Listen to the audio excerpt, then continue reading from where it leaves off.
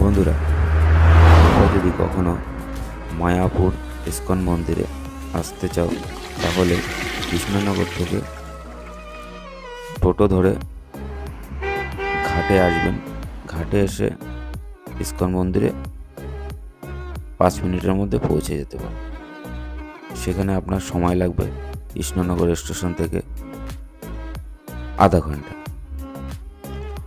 আপনি যদি রিটার্ন যাওয়ার সময় যদি মনে করেন আপনি বাসে যাবেন, তাহলে আপনার কৃষ্ণনগরে আসতে এই বাস ঘুরিয়ে ঘুরিয়ে ঘুরিয়ে ঘুরিয়ে মিনিমাম 3.5 থেকে 4 ঘন্টা সময় নেবে। অথবা আপনারা এই বাসে কেউ আসবেন না, আপনারা যেভাবে আসছেন টোটোতে করে ঠিক ওইভাবেই টোটোতে করে চলে যাবেন। এইসব বাস লাইনে আসার কখনো চেষ্টা করবেন না, আসলে